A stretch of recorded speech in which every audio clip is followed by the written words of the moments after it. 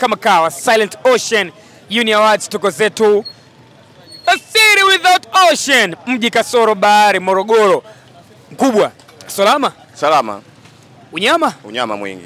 Bwana, mimi niko hapa, najua utakuwa unajiuliza mbona kama ndoo nini, kikapu sijui nini. By the way, inbox ya leo kwenye The Throne ya Crown FM inatoka Morogoro. Morogoro kwa ajili ya ishu moja tu. Kuna kitu kinaitwa kuku wa ndoo. Na hii ndoo unayoiona humu ndani ndio hapo kuku wa ndoo. Mkubwa hapa ndo anafanya biashara. Kaka Mkubwa, nataka nijue kwanza unaitwa nani na huu mtaa unaitwaje unaofanyia biashara yako ya kuku wa ndoo?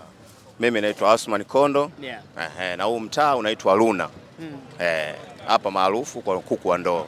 Kwa mtaa ni maarufu kwa ajili ya kuuza kuku wa ndoo. Ndoo Luna. Ndio maana naona kuku wa ndoo wengi sana kule mtaa, waona Baraka atawaonesha.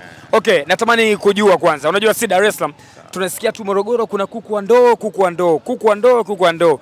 Kuku wa ndoo ni yupoje? Kuku huyu anafugwa kwenye ndoo, anapikwa kwenye ndoo, analiwa kwenye ndoo au yupoje? Huyu kuku huyu ni wa kienyeji. Wa kuku wanaokwa, wanaivia mvuke tu. Umeona kwenye bakery zile. Wanaivia mvuke. Sisi wenyewe walikuwa wanaitwa tu kwa koka. Ila watu wa Dar baada ya kuja kutuona hivi, tunauzia kwenye ndoo nyeusi ndo akaweka jina lao na kuku wa ndoo, kuku wa ndoo. Kwa hiyo watu wa Dar ndio wale walipa jina kuku wa ndoo. Kuku wa ndoo. Okay. Nataka nijue wewe kwa muda wote ambao umeufanya hadi sasa hivi, una muda gani umekuwa ukifanya biashara ya kuku wa ndoo, lakini pia mazingira ya biashara, kwa sababu naona kuku wa ndoo wengi sana Morogoro. Ipoje? Biashara ipo fresh. Na sisi hapa ndo waanzilishi wa kuku wa ndoo. Yaani ni mzee wetu marehemu sasa hivi, Mzee Kondo kuku. Sisi ndo vijana wake na ndio tunaiendeleza mpaka hii leo hawa kuku. Na una muda gani toka umeanza rasmi kufanya? Toka nilivyoanza rasmi, nilivyoachiwa na mzee wangu mpaka sasa hivi na miaka 25. Miaka 25 unauza kuku wa ndoo?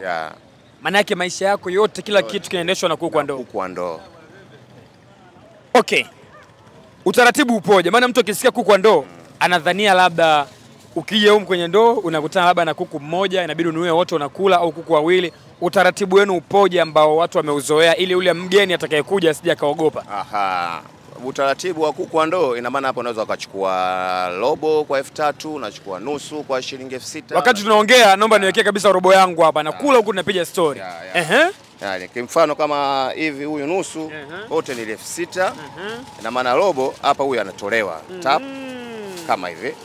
Kwa hiyo inakuwa robo 3000. Ona bwana kama hivi ndio kuku wa ndoo. Kwa hiyo sio kwamba ni wasupa, anakuwa ameokwa. Wao ameokwa, ameivia mvuke tu. Na viungo vyake vimewekwa ndani ya nusu saa nzima. Na maana kuna chumvi, limao na pilipili. Naona ngoja nikuwekee na pilipili yake kidogo ili mambo yaende sawa. Huyu wa kienyeji. Huyu wa kienyeji. Kwa hiyo maana yake sheria ya kwanza kuuza kuku wa ndoo ni wa kienyeji. Hamna wa kisasa. Hamna wa kisasa. Nice. Sawa. Natamani kujua kitu kingine tena. Kwa mzunguko wako kwa siku, inawezekana ukawa na ndoo ngapi labda ukauza kuku wangapi, na ruti zako huaga zipoje? Kwa sababu naona una pikipiki pia. Sisi hapa nipo na mdogo wangu. Ina maana sisi tupo kama kampuni hapa. Na kwa siku tunaweza tukauza kama kwenye kuku 100 hivi. Kwa siku? Kuku 100? Kwa kuzunguka kuna watu wameweka order au ni kwamba mmoja? Tumejenga kwanza branch yetu mchana. Tunaanza mchana, tunaanzia saa 6 wanakuwa wako tayari. Unaweza ukala kwa ubwabwa, kwa ugali, kwa ndizi. Tumefungua branch yetu ambayo ipo maeneo ya Sultani. Mchana watu wageni wote wanayokuja kutoka Dar, Dodoma, Mwanza wanafikia hapo. Then usiku ndo tunakuwa hapa. Mara nyingi kuku wa ndoo watu wengi wakija kununua wanapenda kula na nini? Kula mara nyingi ndo hapa tunawawekea na ndizi ambazo nazo zinakuwa za kuoka. Zinakuwa chini ya kuku. Kwa hiyo mtu anakuja anachukua kuku, anachukua na ndizi. Ndio wanaenda vizuri sana. Kwa hiyo kwa zaidi pale anapendeza ni ndizi na ugali zaidi na chips. Basi ndio uzuri wa kuku wa kuoka. Miaka 20 umekuwa ukifanya hii biashara ya kuku wa ndoo. Unajua changamoto nyingi sana ambazo mnakutana nazo upande wa biashara ya kuku wa ndoo tu kama kuku wa ndoo.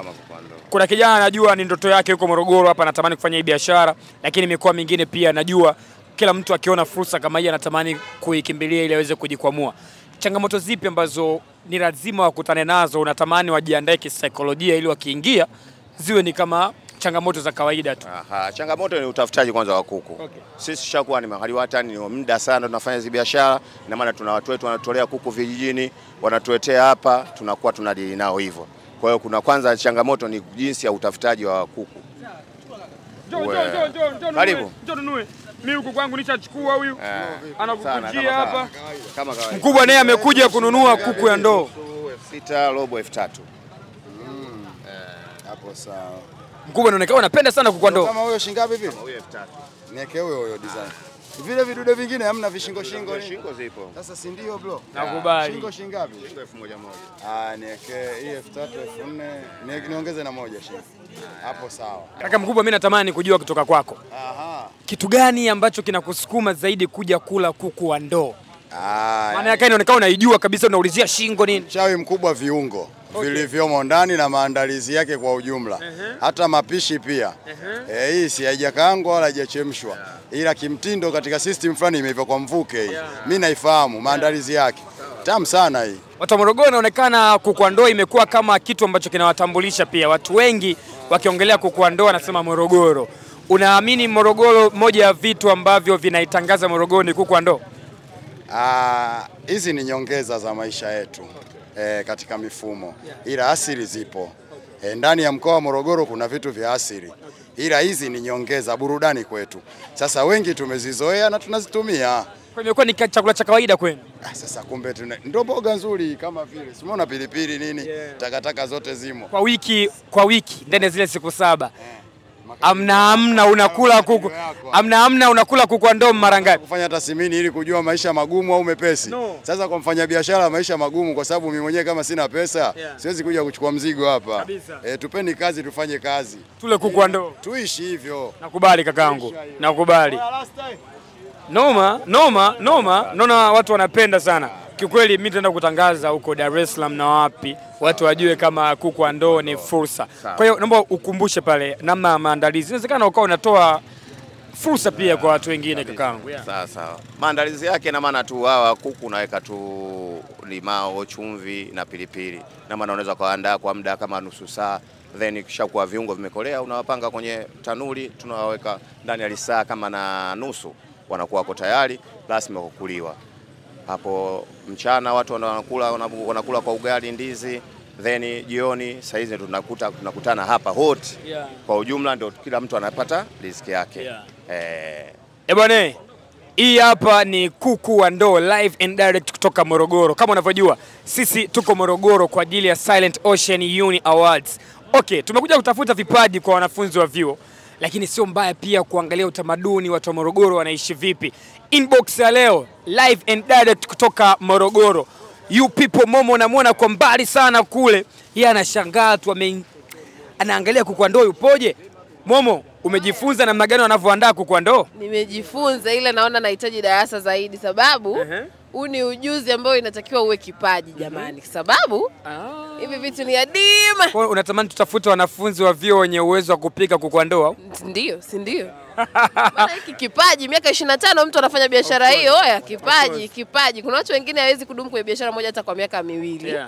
Alafu usitoshe biashara, unaona, ya vyakula. Unajua biashara ya vyakula inakuwa biashara fulani hivi ambayo iko very tricky. Lakini mtu kudumu kwenye miaka 25 kwenye biashara ya chakula, that's something big, man. Exactly. Momo, hapa kwenye inbox nataka uambie watu. Tumekuja Morogoro, tumeanza na Mbeya Silent Ocean Uni Awards. Sasa hivi tuko Morogoro. Leo tumemaliza vyuo vyote kuongea navyo kwa sababu tunamalizana nao siku ya leo Alhamis, viwanja ukumbi wa multipurpose pale SUA. Natamani kujua unategemea kuona nini zaidi siku ya leo wadetu wa SUA na Morogoro wanavyotuonesha vipaji vyao? Oya, talents inabidi ziwe nyingi, vibe la kutosha, watu wajae, kwa sababu unajua ule uwanja wetu ukiuangalia kuna namna fulani hivi una hold kuna namna fulani hivi una hold amount kubwa ya watu. So watu waje wa kutosha jamani. Vyuo tofauti. Morogoro kuna vyuo vingi jamani. Tumeona vibe la kutosha, yani vibe plan hivi ambalo halipimiki, lakini we expect kwamba Morogoro itazidi lile vibe, litakuwa kubwa zaidi. So obviously watu wa SUA, watu wa Mzumbe, watu wa TIA Morogoro wajitokeze kwa wingi, tu vibe, tuone hizo talents, tujue hizi awadi tunashinda au vipi. Si ndio? Bwana, long live Morogoro, long live kuku wa ndoo. Long live The Throne, Wata, long wata. live Inbox. Yeah. Bwana 16 namba 2016 ilikuwa na Momo You People Moro Town. Baadaye nenda kwa Afande Sele. Watagwana. Hakuna kusahau.